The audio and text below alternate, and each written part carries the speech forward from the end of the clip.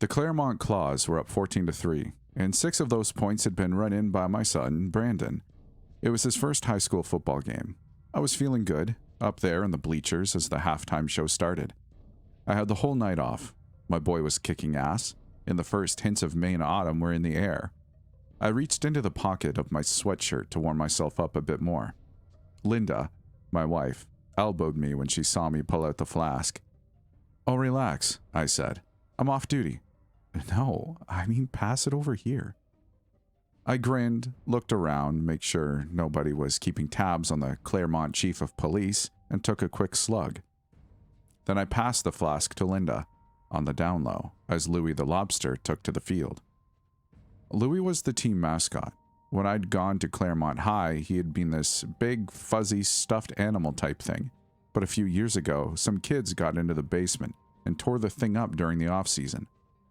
So they'd rebooted Louie and ordered a new suit, and this one was more realistic looking and more menacing.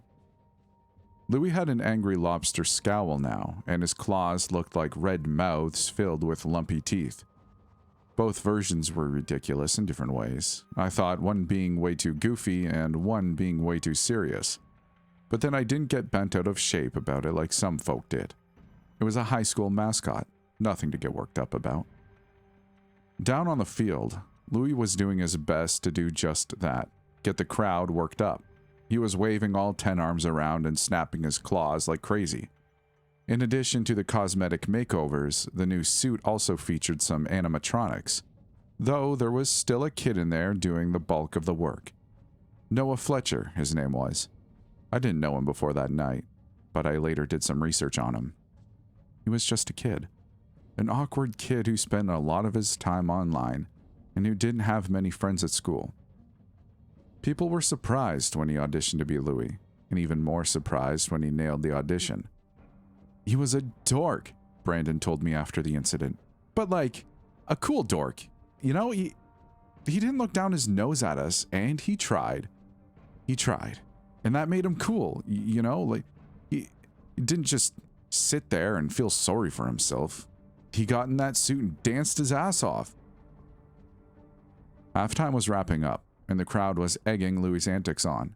After another hit of whiskey, I was doing the same, up on my feet shouting, "Get him, Louie! Rip him to shreds!" That was when Joel Clemens stood up from his seat in the third row and began climbing down the bleachers. I noticed him out of the corner of my eye. I had a run-in with him the year before when I'd pulled him over for driving 15 miles per hour in a 45 and found a half-smoked joint he'd hastily tucked into the crease of his seat. Now he was probably just going to grab a snack from the concession stand, stricken with the munchies. I was off duty, so that wasn't my concern. But something made me turn a little more in his direction and watch him. Some instinct that drained the warmth of the booze out of my body and left me feeling cold. Joel walked down to the bottom row, but instead of turning left to go to the concession stand, he turned right, making his way toward the 50-yard line, where Louie was winding down his show. I stopped clapping and reached down to my side for the gun.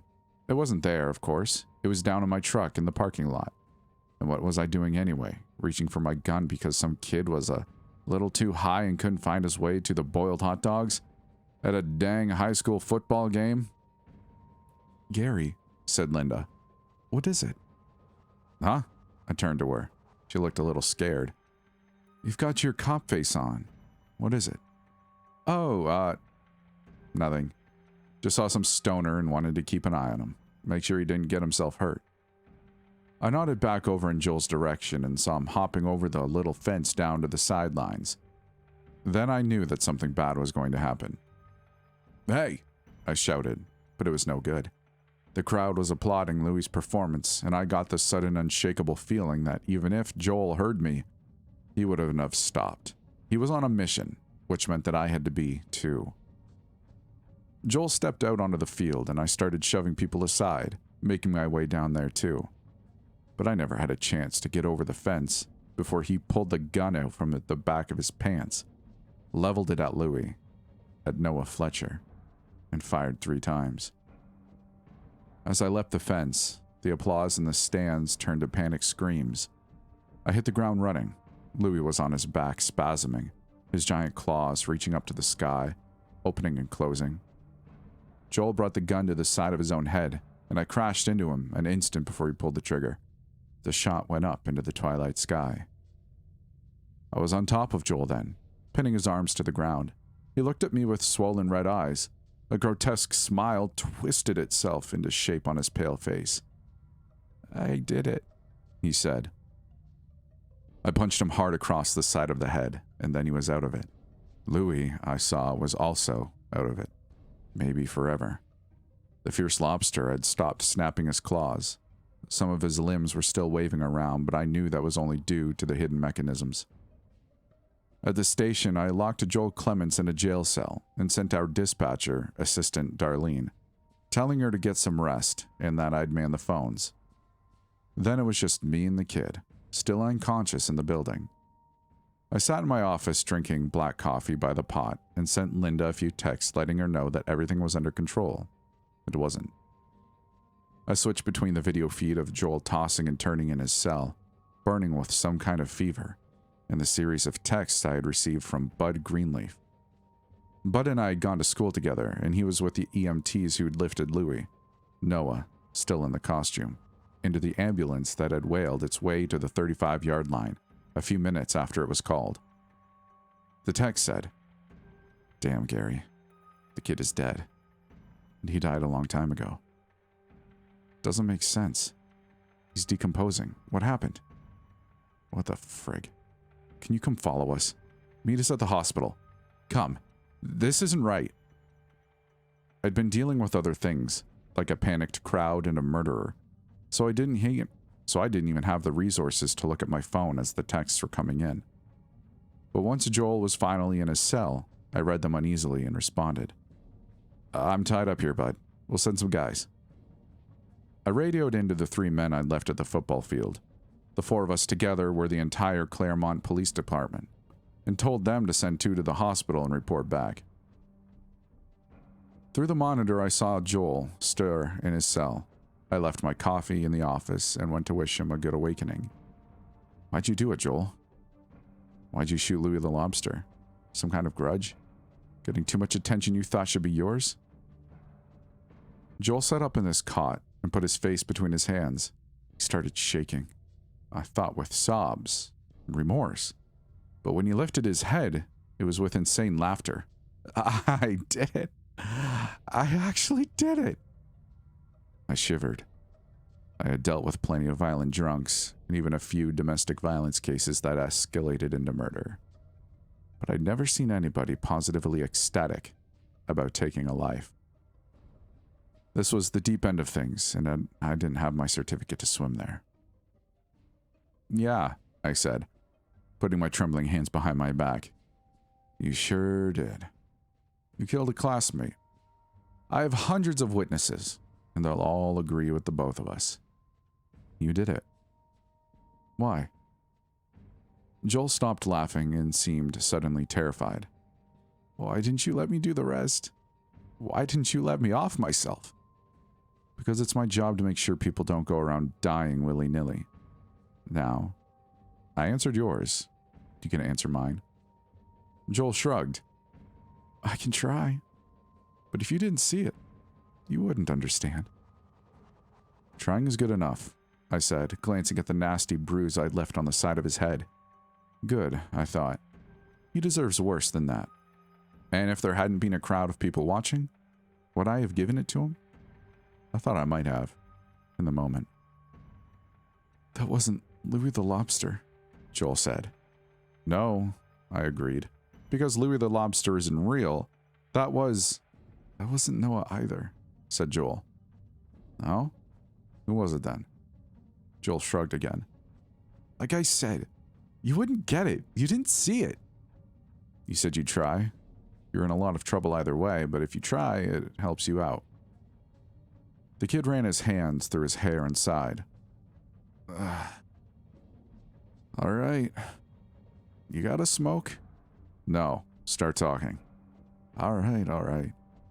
So, last week I was hanging out with Noah during lunch period. Just sort of wandering the halls, shooting the crap. You two are friends? We were. We were best friends. We were walking and talking, and somehow we passed by the janitor's closet. You ever heard anything about that? I knew about the janitor's closet. There were legends about it back when I was going to Claremont High, and apparently those legends were still hanging around, like ghosts. Sure, I said. The janitor's closet. Nobody's ever been inside except that one kid who was never seen again, or that other kid who was also never seen again. One from every graduating class. Never seen again, and nobody could even remember their names. Spooky stuff. But those are made-up stories. It's just a supply closet that they keep locked so troublemakers don't steal toilet paper. You're dead wrong about that, officer. Well, that's what I thought too. That there was nothing supernatural about it. I thought it was funny that everybody was legitimately creeped out by it, so I made a proposal to Noah. We'd come back at night, when everybody was gone, and break into the closet. We'd stage some kind of scary scene and take a bunch of pictures of the two of us. It'd screw with people's heads and maybe get us some popularity for having the balls to go into the janitor's closet. Joel started shaking again, and this time, he was sobbing. God, he wailed. Why did we do it? It's my fault. It was my stupid idea. Any suspicion that the kid was jerking me around vanished, even as I suspect that his story was about to take a turn into the delusional. At least it would be an honest turn. Wait here, I said, then went back to my office for the pack of smokes I kept in a drawer. I'd quit years ago, but on some nights when things in town got ugly, and my faith in people got stretched gossamer thin, I still sucked one down. In my office, I took a few moments to check that I had my ringer on, in case somebody was trying to reach me, and then tried to raise the unit I'd sent to the hospital on the radio. When I didn't get a response, I felt a pit start to open up in my stomach, but I forced it closed and headed back to the cell. The kid was talking. I had to keep him talking before he wised up and started asking for a lawyer. I lit a smoke and handed it to Joel through the bars of the cell. He gave me a surprised look, then took it with a trembling hand. After a deep drag, he said, "Thank you. I won't tell your parents if you don't." That was another thing. His parents. I hadn't notified them yet, but I would have to do that soon enough. I was surprised they hadn't heard the news already. I wanted Joel's story before they had a chance to get between us. So, anyway, later that day, Noah made an excuse to go down to the school basement. That's where they kept the Louis costume. He said he had to check on something, but really what he did was unlock one of the windows down there. That night we rode our bikes over and slipped in through that window. It was so easy. We could have done so many different things instead of what we did. We could have written messages on the chalkboards, could have screwed with Principal Keeler's office. Anything but the janitor's closet.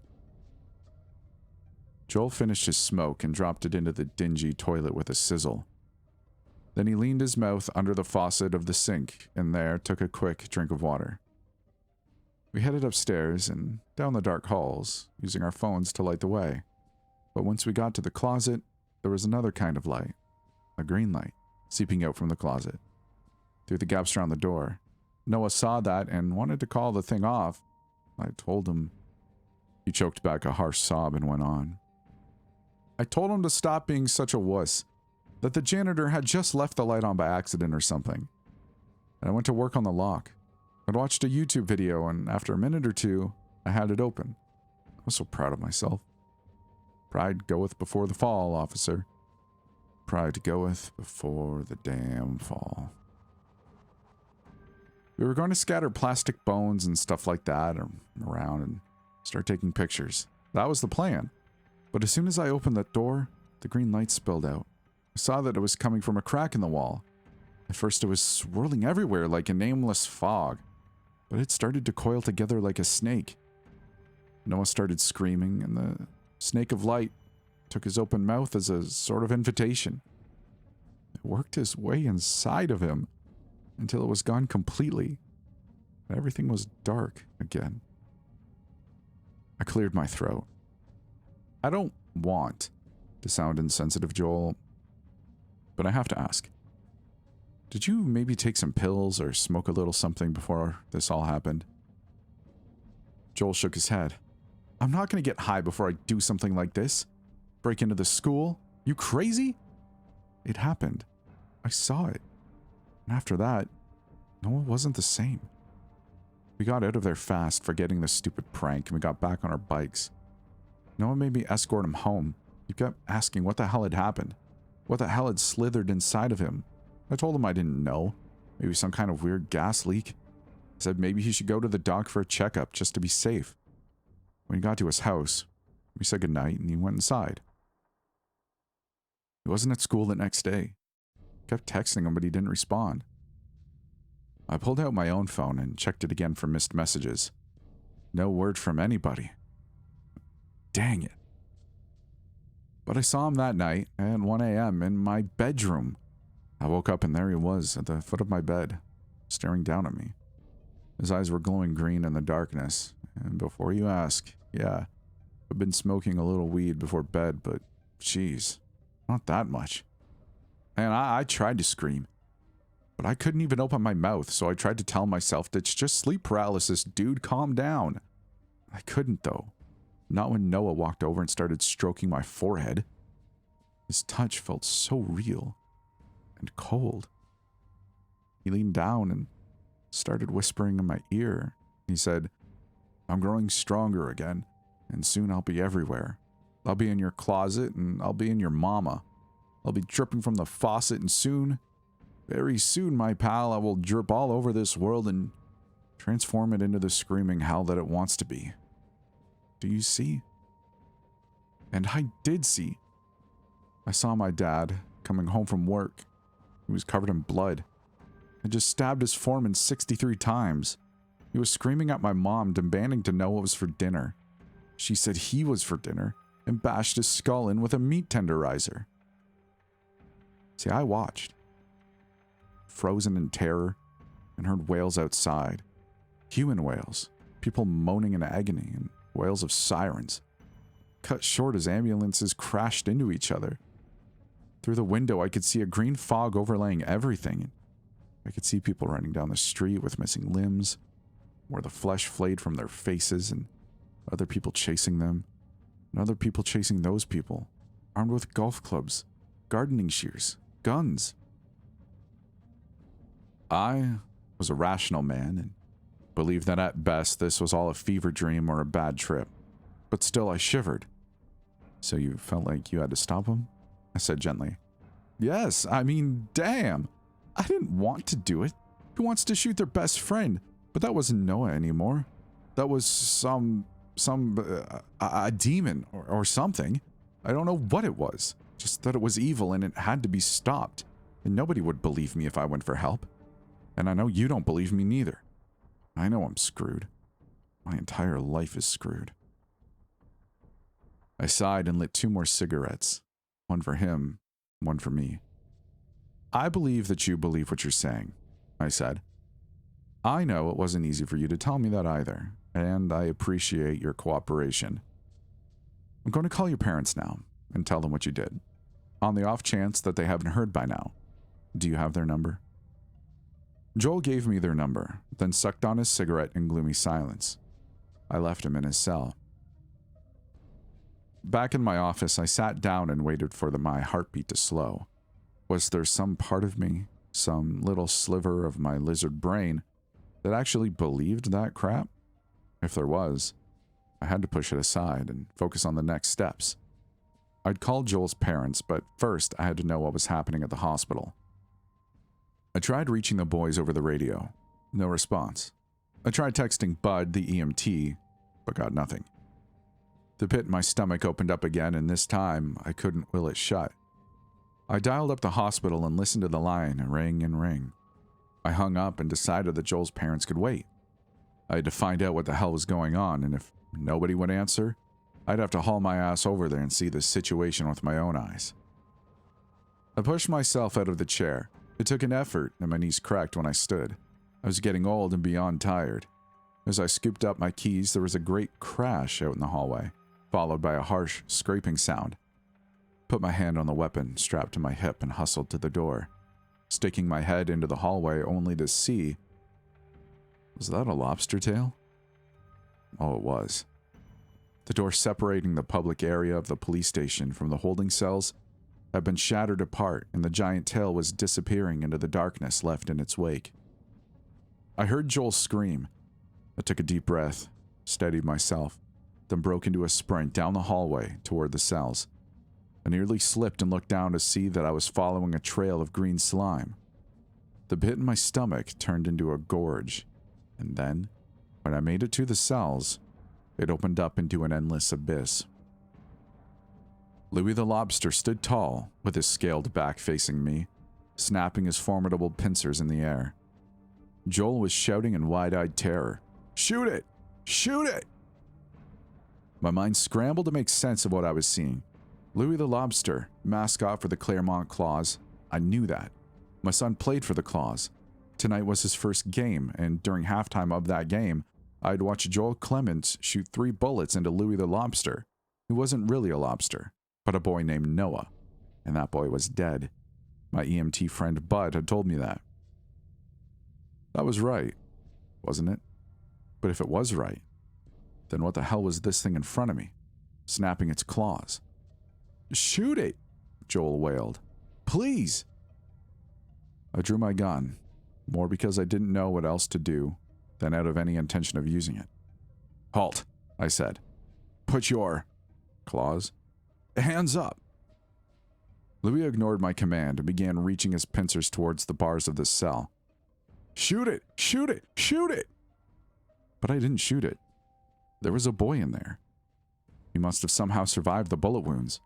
Maybe the lobster costume had dulled their impact, and maybe they had given him some heavy-duty drugs at the hospital that jacked him up and allowed him to break down the door of the holding area.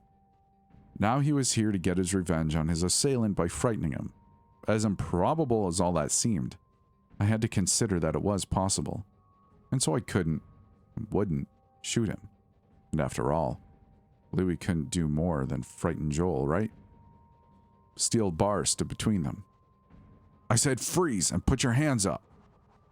Louis closed each of his giant claws around 4 bars and snapped them in half with a metallic crunch. With his wiggling legs, he peeled them aside, creating an opening into the cell. Then he began shuffling inside, as Joel shrank back into a corner. This certainly was all a good argument in favor of shooting Louis. "God forgive me," I muttered, and pulled the trigger, aiming at Louis' segmented tail. The shot landed and a spurt of green slime oozed out of the wound, but it did nothing to slow Louis down. And then it was too late. Grasping the frightened boy with its legs, Joel let out one final cry as Louis opened a pincer in front of Joel's neck. He said simply, "No!" Then Louis snapped his claws shut, and Joel's head toppled from his neck and down onto the dingy jail floor in a gush of blood. His body slumped down beside it. I unloaded my clip in a frenzy. Louis jerked with the impact of each shot, flailing his legs, and I was reminded, grotesquely, of his performance at halftime earlier that night. Only here there was no cheering crowd and nothing to celebrate. Louis fell to the ground, supine, next to Joel's body, opened his claws one more time, slowly, and then closed them forever.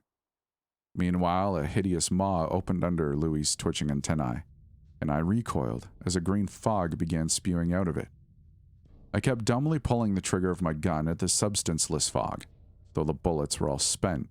In terror, I remembered Joel's story about how the green fog had seeped into Noah's mouth when they had broken into the janitor's closet. I kept my mouth sealed tight and backed down the hallway, but the fog wasn't moving towards me. It drifted over to the sink, swirled around in the basin for a moment, and then shot up and into the faucet. I left that bewildering and gruesome scene in the jail cell and drove unsteadily to the hospital. I felt drunk, though the little whiskey I'd had at the game had worn off long ago. The hospital parking lot was nearly empty, which I took to be a bad sign. The squad car I had sent was parked on the drive, in front of the ER entrance. I pulled him behind it and got out. A man was there, sitting on the curb, clutching at his hair. When he looked up at me with bleary eyes set in a pale face, I recognized him. Bill Larkin, lead reporter for the Claremont Times. "Bill, what happened in there?" Bill shook his head. I started to make my way past him, but he clutched my pant leg before I could make it inside. "Don't," he said. "It's my job." I tore free of him. The door slid open for me and I walked inside. I should have listened to Bill. The officers that I'd sent there were lying dismembered and scattered, their extremities flung far and mingled with what must have been 4 to 6 other bodies. I saw a torso with Bud Greenleaf's ID card clipped to its chest. I saw Martha Blanchard's severed head staring at me in amazement. She'd been the front desk receptionist. I vomited, wiped my chin, then walked back outside to sit next to Bill. I was here when it happened," he said. "I hid like a coward." "No shame in that. You'd be dead if you hadn't." "It was..." "You're not going to believe me. It was..." "I know what it was," I said. "It came down to the station after I left here." "This should be a national story. Hell, an international story. But if I pitched it, I'd be laughed out of a career." "Then don't pitch it. The thing's dead now. It's over. All that's left to do is pick up the pieces." Picking up the pieces wasn't all that easy to do, and as I found out soon enough, the horror was far from over. I spent the rest of the night talking with the families of the dead, doing my best to explain what had happened. Some of them had already heard from the witnesses at the hospital who had seen Louis unleash his terror. Some believed that Noah had been acted upon by some heavy-duty medical-grade drugs, and though I knew that wasn't the truth of it, I didn't try very hard to dissuade them. Some didn't believe my abbreviated account at all at first. They thought I was playing a cruel joke on them. The hardest call was to Joel's parents. They were out of town and weren't even aware of the shooting at the football field. I spoke with his mother, and when she finally understood that her son was dead, the phone carried her wails of grief from one side of the country to the other and down deep into my gut. News of what had happened spread around town, but no further. Bill didn't even run an article on it in the Claremont Times. There seemed to be an unspoken agreement to treat it as an unexplained tragedy, and nothing more or less than that. The town effectively shut down for a few days in mourning, and when it reopened, things were different. At first, I thought the mounting tensions were a result of the shooting at the football field, the massacre at the hospital, the unexplained nature of what had happened at the police station. At Hannaford, people would fill their shopping carts without meeting each other's eyes or saying a word of greeting to folks they'd known and lived next to for years. It was as if they all suspected each other, capable of harboring some unfathomable monster inside. That, I thought, was understandable enough, and I thought that it wouldn't last long. But the tension began to bubble into violence. Fights broke out nightly at Willie's Bar and Grill. They spilled into the streets and turned into brawls. Somebody threw a brick into the window of Bob's Hardware. Car tires were slashed. Garage doors graffitied. Down half of my police force. I worked around the clock trying to keep the peace. Waldo County agreed to send over 2 men as temporary replacements, but they were weeks out, and until then, I was working 18-hour shifts. Nor did I get much rest when I clocked out. Sleep brought nightmares.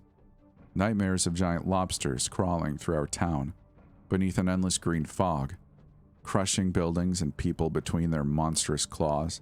In idle hours awake brought bad memories.